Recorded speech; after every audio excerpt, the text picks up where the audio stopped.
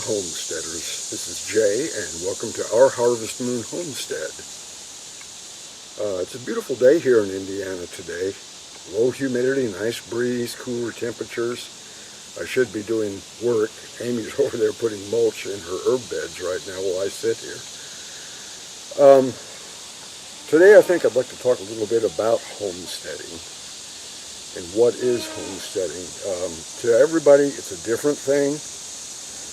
People say, well, I can't homestead because I've only got a small place, or I'm just living in the city and I can't get away, but I'd really love to homestead. Heck, we get people that come down here and they'll sit around the fire or sit here around the table with us, and they'll go, oh, this is so nice, this homesteading, we wish we could do this. Well, do it then. There are many reasons why people do it. We choose to do it because of the lifestyle itself. I mean, I guess that's what homesteading means to us, the term. We're tired of the crap that they call food in the stores, the rat race that's out there, and that's why we got away from it all. This is starting our 5th year here at this place, and we've accomplished a lot at this place. Homesteading to us is the food we grow, the lifestyle we live and choose. Our animals are all fed organic food. There's no chemicals used anywhere around here. And this to us is what homesteading is. Yes, we'd like to have more land. We've only got about 2 acres of open land here right now, but we're working hard to using the space that you have. You can be a homesteader if you lived in town, if you just had a backyard and put yourself in some gardens, a couple of chickens. To some people, that's homesteading. It's just to what degree you want to do it.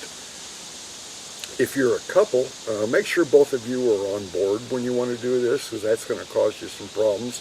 If you have children, make sure everybody's wanting to do this. You don't want to have that barrier if you're going into something like this. Going into homesteading, it's a rough step. We've watched too many people jump in with both feet. Take it slow. Set yourself some goals, and those goals aren't going to happen right away. You think they are, but they're not going to. We've watched too many people try to do too much at once. Don't make that mistake. It's a lot of work, and you're just going to add more stress and more work. And at that point, you're just joining what you left behind. You're creating the stress.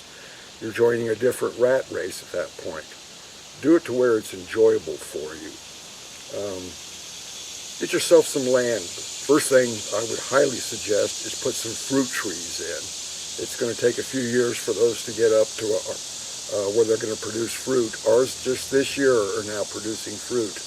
And like I said, this is the beginning of our 5th year here now.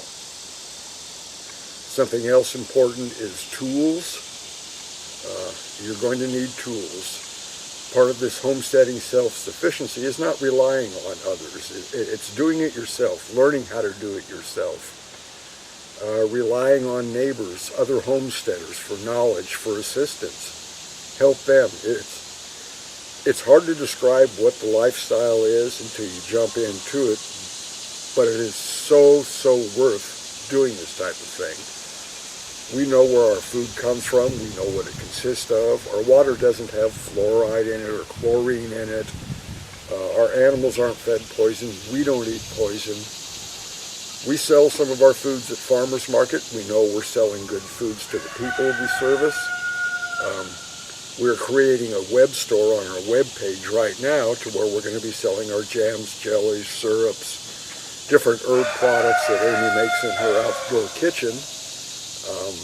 So it feels good to know that we're not serving bad stuff to people. These are all a matter of choices that you're going to make. It's a ton of work. Oh, and going back to speaking of help, we could use your help on a couple of subjects here. We still have a fox problem. We lost another hen last night to a fox. If any of you out there can tell us how to get this fox issue taken care of, I can't set traps out because we've got dogs that wander around. I don't want the dogs to get into the traps. Another thing that we could use some suggestions on is we've cleared a spot of land over there back into the woods, but it's pretty shady. So if any of you could give us some good suggestions on what we could grow or put back in that area. It's about a 75 by 100-foot area, but it gets a lot of shade. So we need some help on figuring out what to do there. So if you have suggestions, comment down below on that, or go ahead and drop us an email at ourharvestmoonhomestead@gmail.com.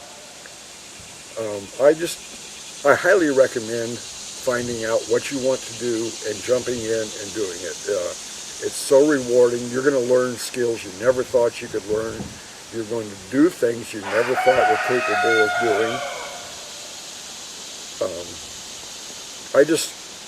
It's hard to explain it until you do it. Those of you who have done it know exactly what I'm talking about.